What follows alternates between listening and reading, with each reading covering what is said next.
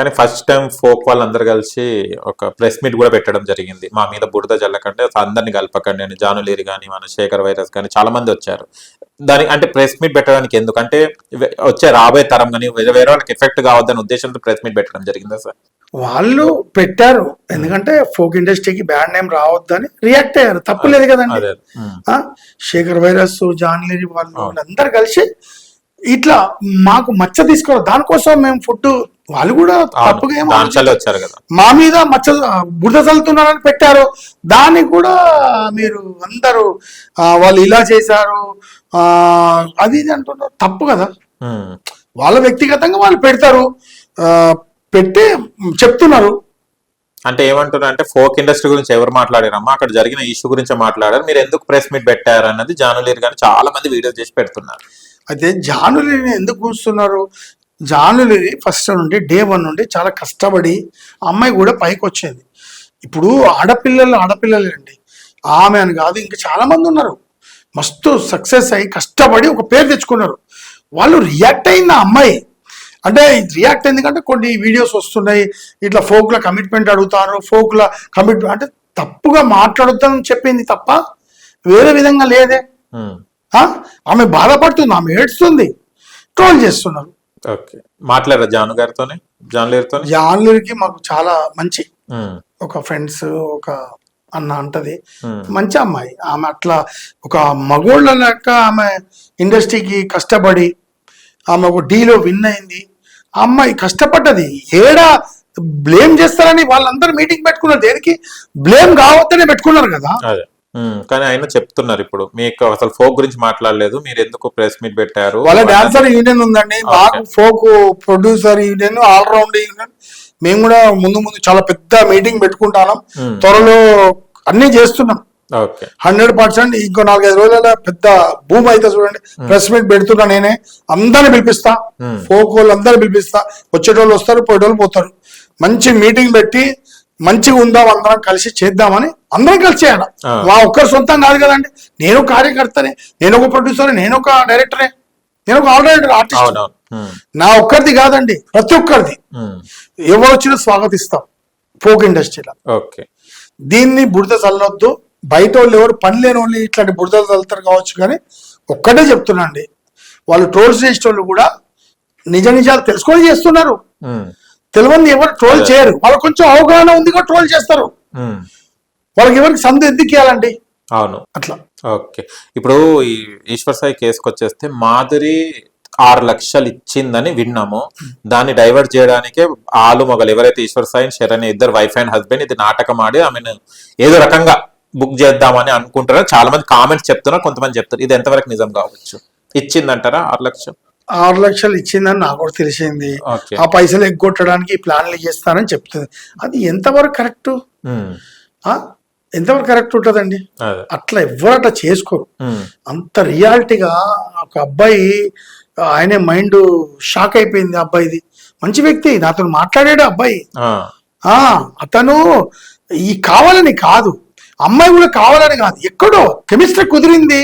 100 songs చేస్తున్నారు, మంచి జోడి, అందరు మీరు మస్తున్నారు అని ఎక్కడో కూడా స్పర్శ, ఒక హగ్గులు, కిస్సులు, అంటే ఇట్లా చెంపల మీద ఇలా అంటే పట్టుకోవడం, గట్టిగా పట్టుకోవడం, ఎక్కడో కూడా స్పర్శ తాకుతుంది కదా.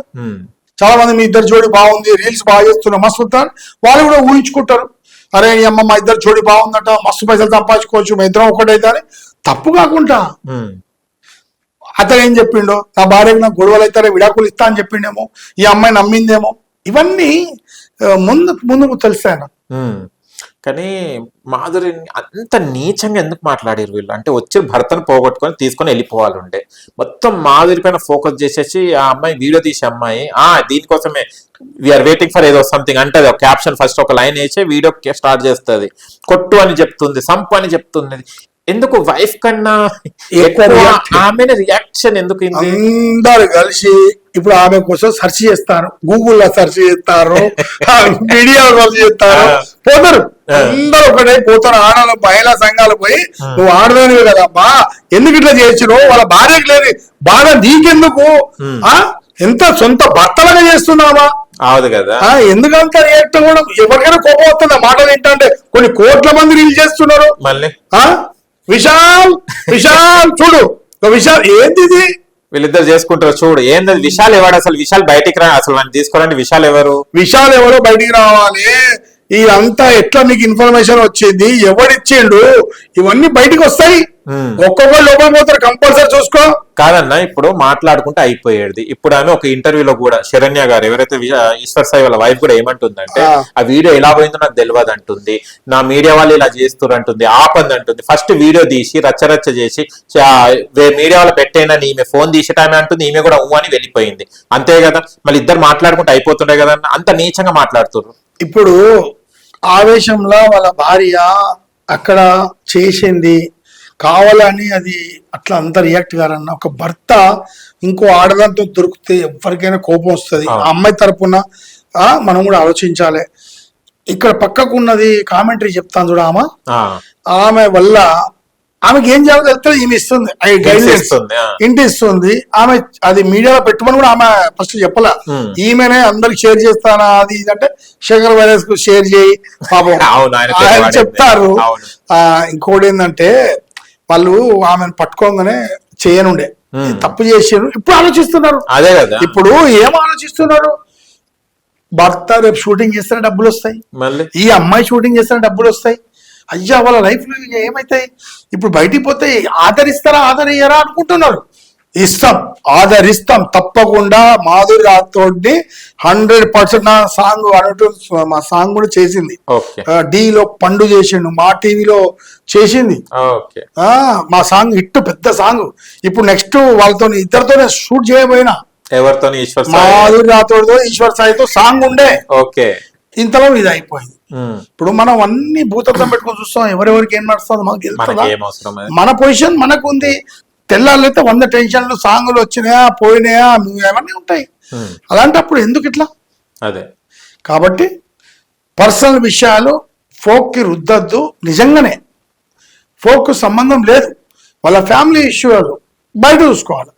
వచ్చారా, సాంగ్స్ చేసుకున్నావా, షూటింగ్ చేసుకున్నావా, 4 పైసలు సంపాదించుకున్నావా, దానికోసం మన కడుపు నిండుతుందా, మన పిల్లలకు నడుస్తుందా, మన ఫ్యామిలీలు వెళ్తున్నాయా? కష్టపడి ఒక్కొక్కడు కింది స్థాయి నుండి సినిమా స్థాయిలోకి పోతున్నారు కదా. ఈశ్వర్ సాయి కూడా జూనియర్ ఆర్టిస్ట్ గా వచ్చేసి తిరిగి చేశాడు. ఇలాంటి దాంట్లో ఇరుక్కునే ఆల్రెడీ మ్యారేజ్ అయిపోయింది, లవ్ మ్యారేజ్, అది కూడా అరేంజ్ కూడా కాదు. 7 years అయిపోతుంది. అంటే ఇప్పుడు మాధురి ఎంతైనా ఈయన చిన్న అమ్మాయి, ఇప్పుడు కొత్తగా వచ్చిన అమ్మాయి. చెప్పిండు కదా, స్ట్రెస్ లో ఉన్నా, నాకు టెన్షన్స్ ఉన్నాయి, ఇంట్లో టెన్షన్స్, బయట టెన్షన్స్ వల్ల అలా కనెక్ట్ అవ్వాల్సి వచ్చింది అబ్బాయి చెప్పిండు. అవునవును, అబ్బాయి కూడా ఇప్పుడు మిస్టేక్ ఏంటంటే అండి, తన వైఫ్ ఉండాలి అక్కడ పక్క షూటింగ్ కాడ.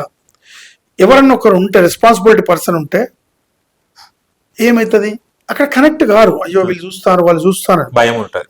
ఒక్కడే వచ్చే వరకు, అమ్మాయి ఒక్కతే వచ్చే వరకే ఫ్రీడమ్ ఉంది. జోకులు చేసుకోవడం, తిండి కాడ అలగడం, జోకులు చేసుకోవడం. 100 సాంగ్స్ అండి, 100 రోజులు, సంవత్సరాల నుండి కంటిన్యూ చేసినప్పుడు ఒంటరిగా ఉన్నప్పుడు కంపల్సరీ ఏదో ఒక ఇంట్లో మర్చిపోతారు.